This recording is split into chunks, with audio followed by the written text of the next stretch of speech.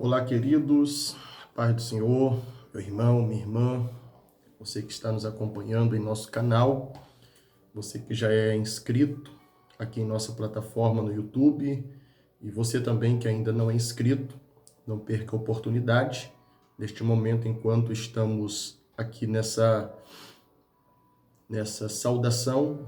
Você tem liberdade para se inscrever no canal e ao mesmo tempo não perder a oportunidade de deixar o seu like, o seu joinha, para nos ajudar aqui no engajamento do nosso conteúdo no YouTube.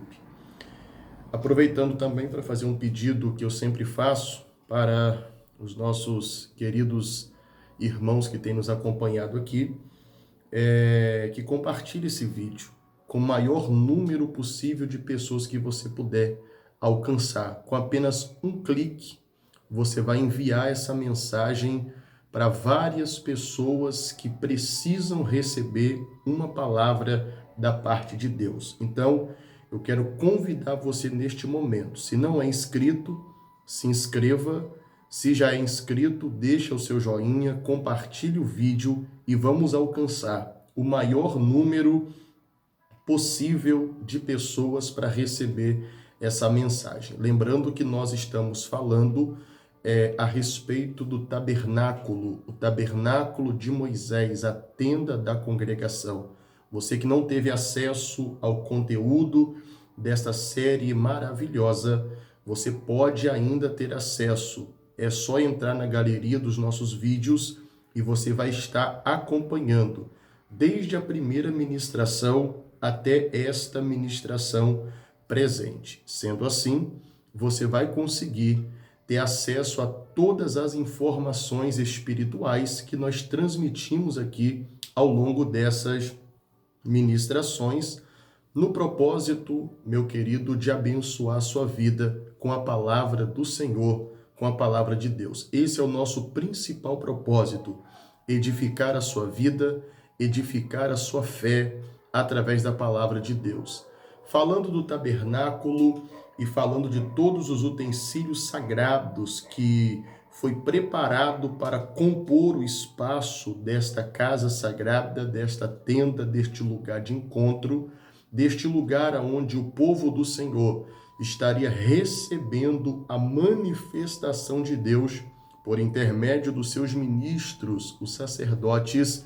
Eles iriam receber a manifestação da bênção do Senhor por intermédio dos seus sacerdotes. É interessante percebermos isso. Então, esta casa sagrada, esta casa especial, recebeu também os utensílios para que pudessem ocupar o espaço da casa. Todos os utensílios, nós estamos falando de forma sistemática e também bem detalhada, usando o texto de forma minuciosa para que você possa ter a informação por completa, não uma informação fraccionada, dilacerada, mas uma informação completa para que você possa usufruir dessa mensagem, até mesmo para você pregar, para você ensinar, para você compartilhar, falando no púlpito, falando na escola dominical, falando na classe, não importa. Aonde quer que você use uma oportunidade, você poderá utilizar este conteúdo que eu estou compartilhando com vocês, segundo a graça de Cristo que nos foi dada e segundo a benevolência, o bom prazer do nosso Deus.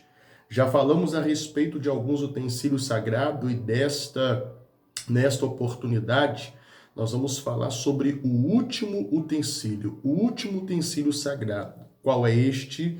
O altar do holocausto. Lembrando, meu querido irmão, você que já está inscrito aqui e você que talvez está se inscrevendo agora, lembrando a você que nós estamos falando da casa de trás para frente, de dentro para fora. Assim sendo, o altar do holocausto fica sendo a última peça, vindo lá de dentro do Santo dos Santos, começando pela Arca da Aliança, finalizamos no átrio exterior, falando do altar do holocausto.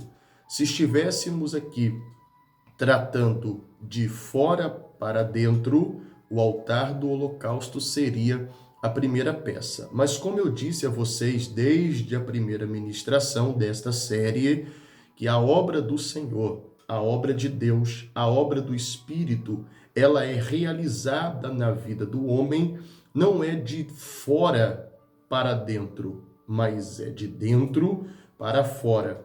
Assim se dá a obra do Espírito Santo, a regeneração do Espírito, o tratar do Espírito com o ser humano é de dentro para fora. Então, diante disso, eu deixei bem claro para vocês que iríamos tratar deste santuário, trazendo lá do lugar santíssimo até finalizarmos aqui no átrio exterior.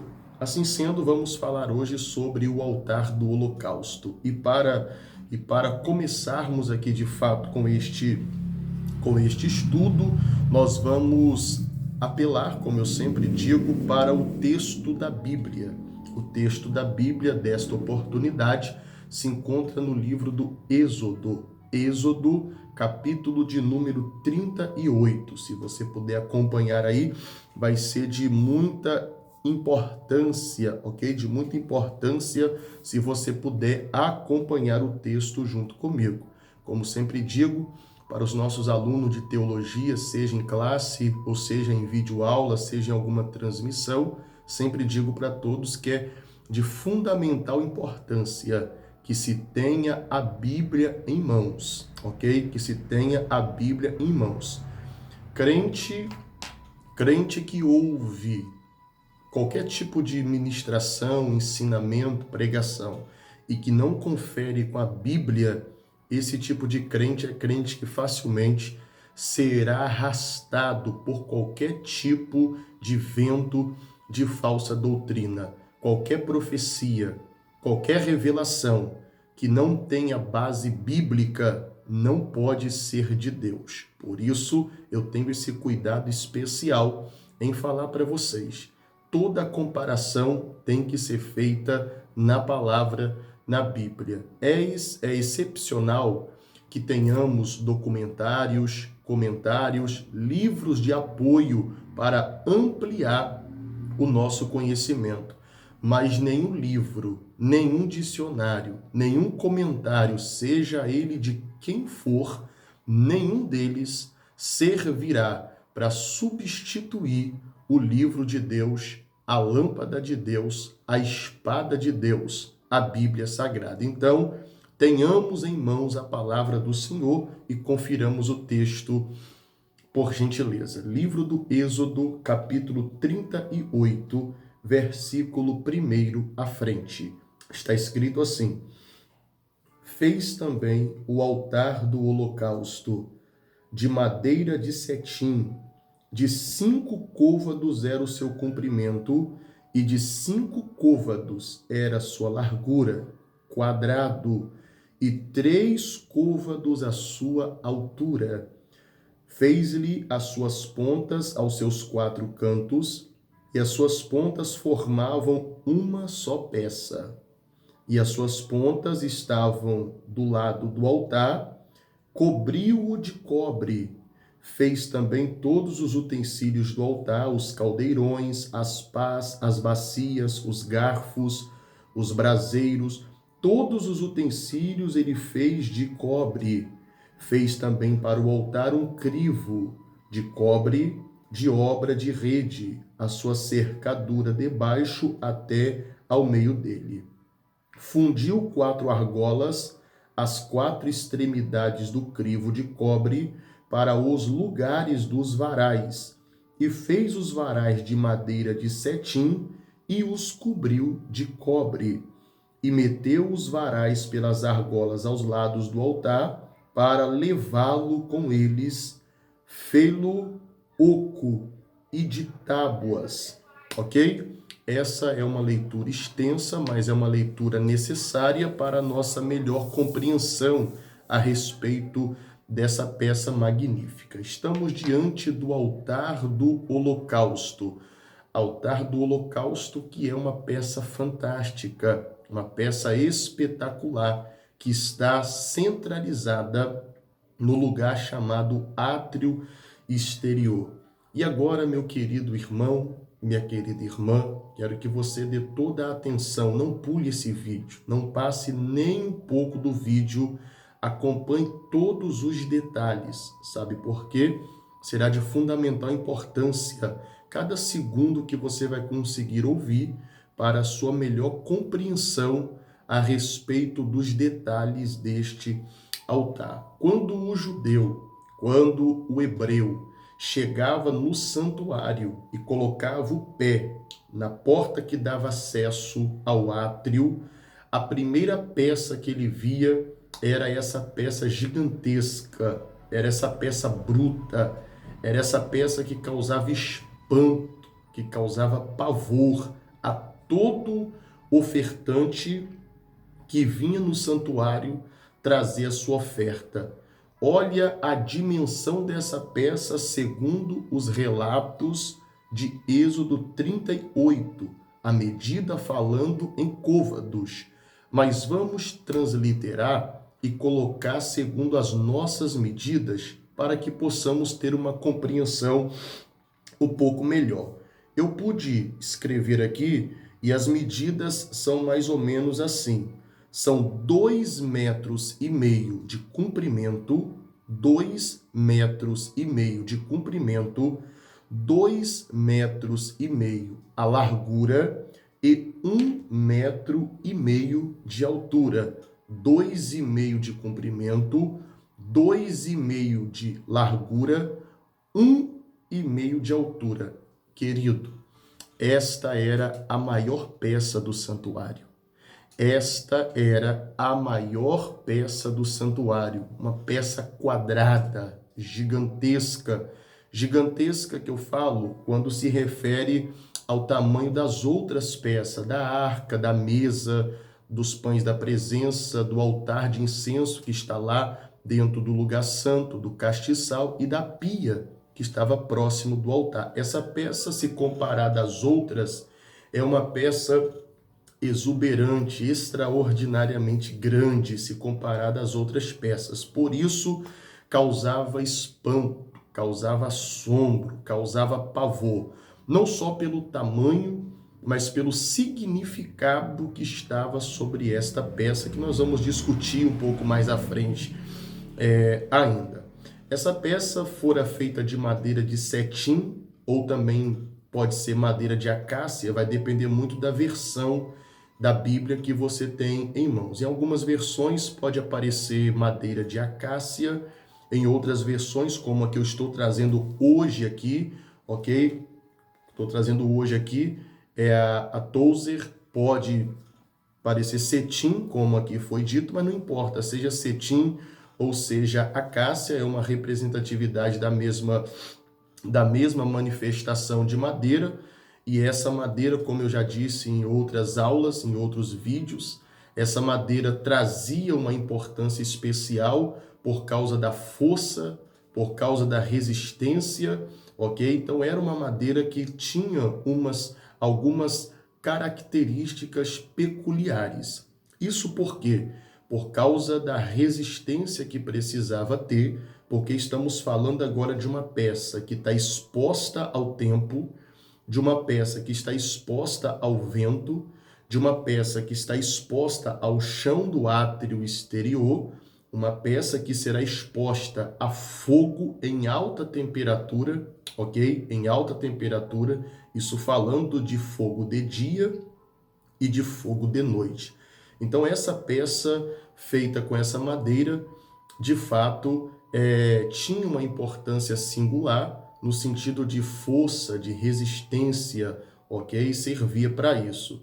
E essa madeira, como eu já falei em outros relatos também aqui, representava a perfeita humanidade de Jesus, toda a resistência de Cristo quando veio a essa terra, habitou entre nós como homem, como o texto do evangelho escrito por João nos deixa bem claro no capítulo 1, quando diz que o verbo se fez carne, o verbo se fez carne, habitou entre nós.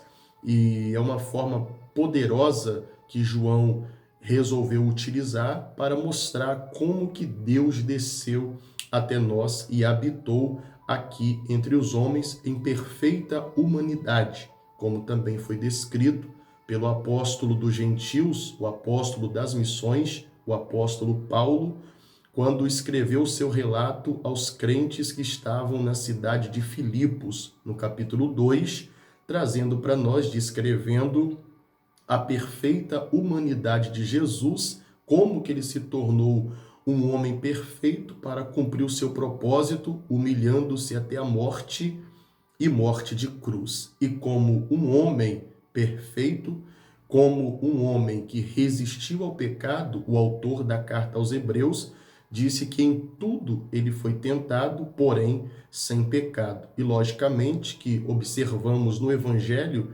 que são os 4 livros que trazem a biografia da pessoa do Senhor Jesus, percebemos nos relatos dos evangelistas que realmente o Senhor Jesus, quando estava habitando entre os homens e como homem, ele resistiu às afrontas, resistiu ao pecado, resistiu às ofertas, até mesmo as que foram ofertadas pelo próprio Satanás, ainda no deserto, no início de seu ministério, evangelho escrito por Mateus, capítulo de número 4.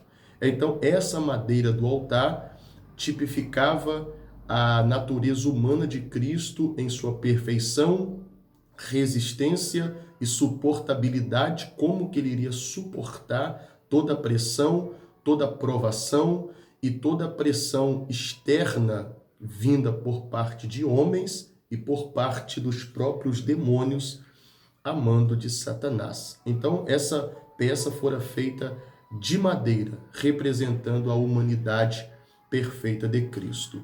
Outro detalhe importante é que nesse altar tinha 4 chifres nas 4 pontas dele, 4 chifres virados para as suas laterais, aqui, virado para as laterais, 4 chifres, chamados também de 4 pontas.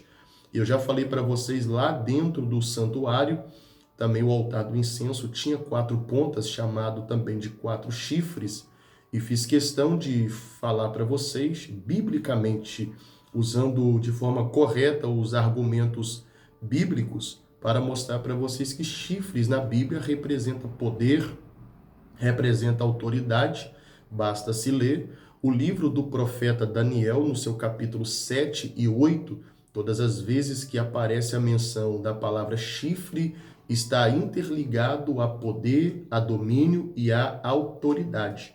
E quando se lê também no livro do Apocalipse, quando aparece a manifestação de chifre, de pontas, está totalmente ligado, vinculado, associado também à autoridade, poder, império, domínio, força.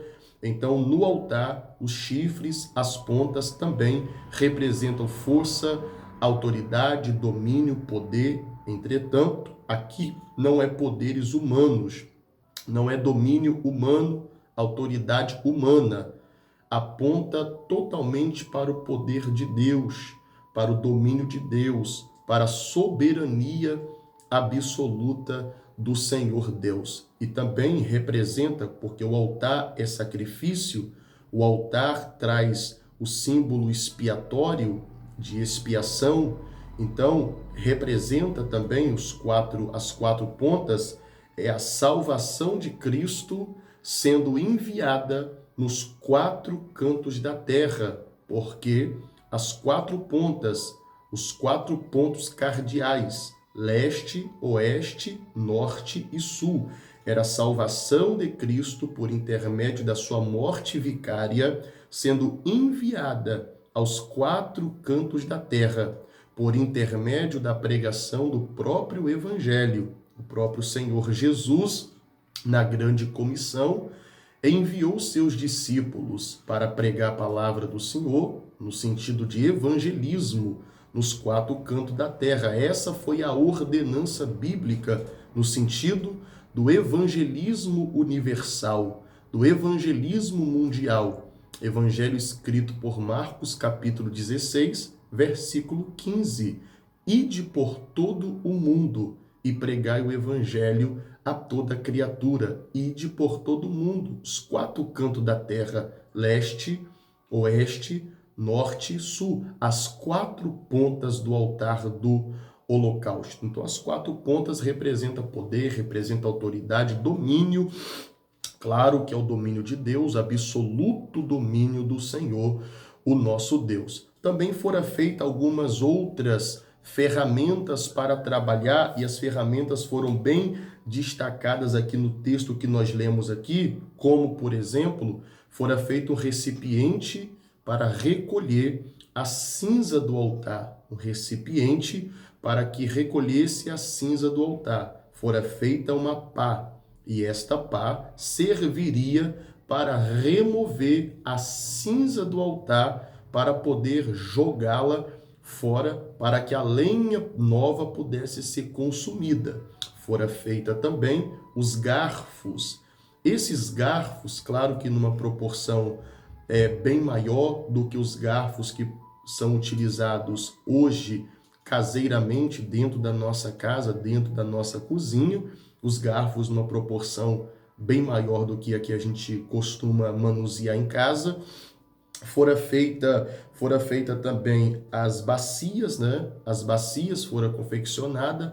As bacias, logicamente, foram feitas para colocar o sangue dos animais que era derramado na bacia para depois ser aspergido sobre o altar e sobre as pontas do altar, todo o sangue do animal, para a execução plena do sacrifício.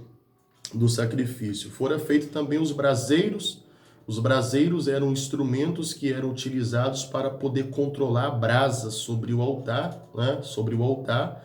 Fora feita também uma espécie de grelha. Essa grelha estava sobre o altar, uma peça quadrada, onde jogava-se a lenha para que o animal pudesse ser consumido sobre esse altar. É interessante que tudo que fora feito de bronze, ao contrário do que está lá dentro do santuário. Dentro do santuário, todas as peças, madeira revestida de ouro. Do lado de fora, essa peça é madeira, porém revestido de bronze. Do lado do altar, na direita e na esquerda, fora feita também 4 argolas fundidas nas laterais desse altar. Foram feitos também 2 varais de madeira e tudo revestido de bronze, para que estes varais, uma vez introduzido nas argolas, quando o santuário fosse desmontado para ser transportado, esses varais serviriam para o altar ser transportado nos ombros dos levitas, que foram responsáveis por essa tarefa tão importante, carregar essa peça magnânima, essa peça tão poderosa para as peregrinações do povo do Senhor. Meu querido, esse altar do holocausto é interessante demais, esse altar do holocausto. Interessante em todos os aspectos, em todos os sentidos. Por quê?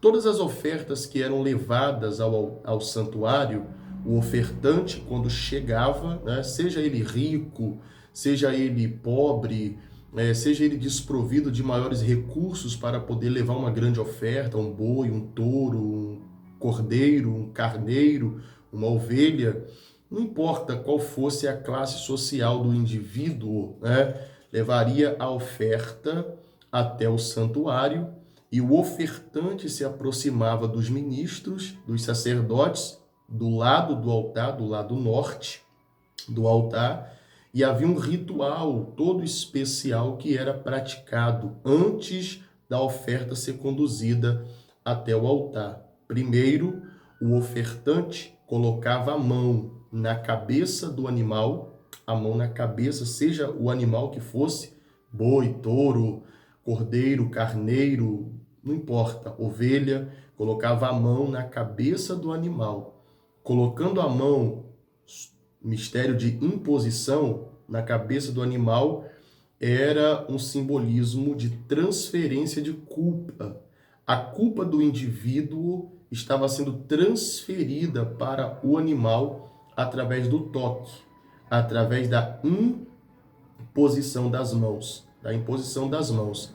E o que estava sendo também anunciado através deste ato? Era eu que tinha que morrer, era eu que tinha que ser executado, mas eu estou transferindo a minha culpa para você.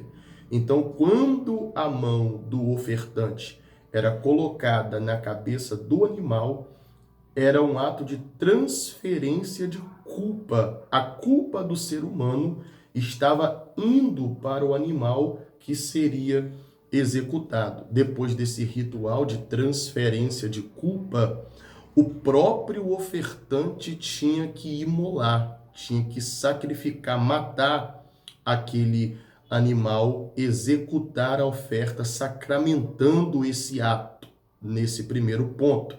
Ele cortava no pescoço o animal e todo o sangue era colocado nas bacias que estavam aqui na lateral, para depois o sangue ser derramado, espargido lá sobre o altar e sobre as pontas do altar. O homem, o ofertante, está matando o animal e o animal morto, depois esfolado, tirando o seu couro limpo, a carne totalmente exposta, ela era conduzida até o altar. Aí o sacerdote executava o holocausto, queimando aquele animal. A palavra holocausto, ela pode ser dividida em duas palavrinhas especiais. A primeira é holos, que significa todo, e a segunda é caustos, que significa queimado. Então a palavra holocausto quer dizer totalmente queimado, queimado 100%. Isto é, o animal que foi morto, que foi totalmente esfolado, todo limpo, agora será colocado no altar e o sumo sacerdote vai conduzir o sacrifício até que todo o animal fosse consumido pelas chamas do altar. Por isso os braseiros na mão do sumo sacerdote, para ele estar virando o animal, conduzindo o sacrifício, e toda aquela fumaça está subindo aos céus e Deus está recebendo aquele sacrifício. Isso é muito forte. Isso é maravilhoso. Por quê? Porque o homem, o homem precisa matar essa velha criatura. O homem precisa executar. O homem tem que limpar essa carne para que o sacerdote possa vir com o fogo e nos queimar. O Espírito Santo é o fogo que queima-nos, que limpa-nos, que nos consome para que a adoração genuína venha subir ao trono da graça do Senhor nosso Deus. Então, o ritual de sacrifício, o ritual sacrificial, dava-se dessa maneira, levava essa importância. Tudo que está nesse altar é uma representatividade do sacrifício de Cristo, do sacrifício vicário, o sacrifício do Gólgota. Isso porque as lenhas do altar representam a cruz de Cristo. As lenhas do altar representam a cruz de Cristo. O altar representa o Gólgota. O altar representa o Gólgota, o monte da caveira. O fogo representa o martírio de Cristo, o sofrimento de Cristo. Todo ato de sofrimento, Cristo foi dilacerado, o Senhor foi pregado, o Senhor recebeu coroa de espinhos sobre a sua cabeça, teve o seu lado traspassado. O Senhor Jesus, ele foi moído por causa das nossas transgressões. Então, o fogo desse altar, tipologicamente, representa todo o sacrifício de Cristo, no sentido de sofrimento, no sentido de dor, no sentido de martírio. Tudo que estava sendo posto sobre esse altar apontava lá para o Novo Testamento, para o sacrifício do Senhor. O animal, a ovelha, o cordeiro, o carneiro que era colocado sobre esse altar, a oferta propriamente dita, também representava o próprio Senhor Jesus, que veio a essa terra como Cordeiro de Deus, evangelho escrito por João, capítulo 1, versículo 29. João Batista, quando viu Jesus vindo em sua direção, ele disse: Eis o Cordeiro de Deus, que tira o pecado do mundo. Então o Senhor Jesus, ele veio como Cordeiro de Deus, a oferta de Deus. A oferta de Deus para morrer por causa dos nossos pecados. Nós éramos os infratores, éramos réus, dignos de morte, mas a nossa culpa foi transferida para ele. Será que você consegue entender a dimensão dessa revelação? Então receba essa informação espiritual de uma forma bem sensível. A nossa culpa foi transferida sobre ele. O castigo que nos traz a paz estava sobre os seus ombros, e pelas suas pisaduras fomos todos sarados. Então ele agiu como oferta, e o sacrifício realizado, ele levou a nossa culpa sobre si ao morrer por nós, e todo o seu sangue foi espargido sobre o altar, porque o sangue derramou literalmente sobre a lenha do altar, a cruz, caindo sobre o altar a terra do Gólgota. E assim, o sacrifício pleno do Senhor foi executado, e bendito seja ele por todo esse feito. E eu posso render a ele aqui glória a Deus, porque por causa do sacrifício operado por ele, nós temos a liberdade para estar aqui nesse momento, louvando e adorando o teu gracioso e bendito nome. Amém, querido? Espero que você tenha entendido a primeira parte dessa classificação, primeira parte dessa ministração, lembrando sempre que o altar do holocausto é símbolo de expiação. A palavra expiação, que vem do hebraico kippur, que quer dizer cobrir, limpar e purificar. De fato, quando se cumpria uma execução sacrificial nesse altar, era uma expiação, uma alma estava sendo expiada, uma alma estava sendo purificada por intermédio da morte do animal que ali foi ofertado, e todo o sacrifício realizado nesse altar, de fato, já apontava lá para o Gólgota, para o pleno sacrifício do Senhor, o nosso Deus. O sumo sacerdote conduzia o sacrifício, controlava o sacrifício no sentido do fogo, e quando o sacrifício acabava, quando o sacrifício terminava daquele animal que foi queimado, porque era um animal para cada indivíduo. Então imagine, pense comigo, que eram muitos animais sacrificados nesse altar diariamente.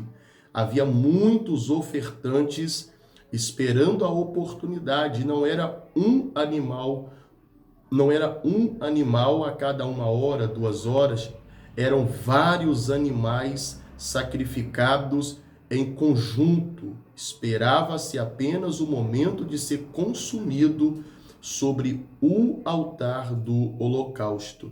Então, durante todo o dia, o sumo sacerdote utilizava uma expressão que você conhece muito bem, porque a cada sacrifício que era realizado, ao final do sacrifício, o sumo sacerdote que estava na parte superior, porque havia uma rampa de terra por onde ele subia para ficar num ponto superior a toda a congregação, e todo mundo ficava olhando meio que com o pescoço inclinado, vendo o ato que estava sendo realizado. E a cada sacrifício executado sobre esse altar, o sumo sacerdote liberava uma palavra, e todo o dia essa expressão ecoava na congregação do Senhor. Quando acabava-se o sacrifício, o sumo sacerdote gritava: está consumado. Todo dia essa expressão era liberada. Entre todas as expressões usadas pelo sacerdote, essa era a que ele mais utilizava, porque todo dia era pronunciada pela boca da excelência do sumo sacerdote. Todo dia: está consumado. Terminou o próximo, está consumado. Terminou o próximo, está consumado. E assim seguia-se consecutivamente. Acabou, está consumado. Acabou, está consumado. Essa palavra que foi a palavra que ecoou da boca do Senhor Jesus lá no Gólgota e ecoa durante todos esses séculos e milênios até nós. Porque quando Jesus estava também lá no alto do Gólgota, no ápice do sacrifício, ele liberou o brado, dizendo: Pai, em suas mãos entrego o meu espírito. Consumado está. É bom que saibamos que o Senhor Jesus, ele agiu como ofertante, como oferta e como sacerdote. Tudo se cumpriu nele. Como oferta, ele se entregou por nós. E como sacerdote, ele executou o sacrifício de forma perfeita. E no final, sendo ele oferta substituta, no final, ele ainda executando o sacrifício, ele deu brado: está consumado. Quando o sumo sacerdote executava a sentença sacrificial no Antigo Testamento, e ele pronunciava essa expressão: está consumado, ele estava dizendo: o pecado foi quitado. Essa alma foi expiada. Expiação: limpar, cobrir, purificar. Ele dizia: essa alma foi limpa, essa alma foi purificada. As dívidas espirituais sobre esta alma foram todas pagas. Então, todo santo dia ele manifestava essa expressão. Quando Cristo, no ápice do sacrifício, liberou esse brado dizendo: está consumado, era Cristo dizendo para os céus, para todos os principados e potestades, para todas as hostes infernais que habitam nos lugares celestiais, para todos os poderes e domínios humanos ou espirituais: está consumado, está terminado, liquidei a fatura. A raça humana, que, como disse Paulo aos Colossenses, tínhamos uma cédula que era contra nós, uma cédula impagável, mas Jesus tomou ela nas mãos e cravou lá na cruz, expondo publicamente principados, potestade e todos os poderes infernais da maldade, e ele triunfou sobre eles lá na cruz. Lá na cruz, Jesus triunfou. Então, entenda isso, querido, que quando o brado foi liberado, está consumado, era o Senhor olhando lá para o Antigo Testamento, para o velho altar do holocausto, e dizendo: tudo que começou lá, eu estou terminando aqui. Porque lá no antigo altar, é bom que se entenda, o sacrifício era para cobrir. O sacrifício não tirava pecado de ninguém, cobria, limpava, dava oportunidade para o infrator continuar vivendo, continuar adorando, continuar respirando. Dava oportunidade. Porém, o sacrifício de Cristo é muito mais perfeito do que o sacrifício do altar do holocausto no Antigo Testamento, porque o sacrifício de lá servia para cobrir, o sacrifício de Cristo serve para tirar. Então perceba isso, lá cobria, aqui tira. João 1,29, eis o Cordeiro de Deus, que tira o pecado do mundo. O Cordeiro veio para tirar. O Cordeiro veio para eliminar. Então não permita que Satanás te julgue. Não permita que o diabo te critique, te macule, te manche. Não permita que o diabo lance em seu rosto o seu passado. Porque tudo que por você, por mim, por nós, pelos homens foi praticado, o Senhor levou tudo para a cruz. O Senhor levou tudo para a cruz. E no seu brado final está consumado, ele está dizendo para Satanás, o débito foi pago, o débito foi quitado, a conta foi eliminada. Então que Deus te abençoe, que o Senhor te guarde. Quero dizer para todos vocês que teremos um próximo vídeo para terminarmos essa sequência. Eu quero dizer para vocês a respeito de Levítico 6:23. Porque o fogo arderá continuamente sobre o altar e não se apagará. Por que há a importância do fogo arder continuamente? Quem faz o fogo arder continuamente? Como que é feito isso para o fogo permanecer ardendo continuamente? Qual é a incumbência?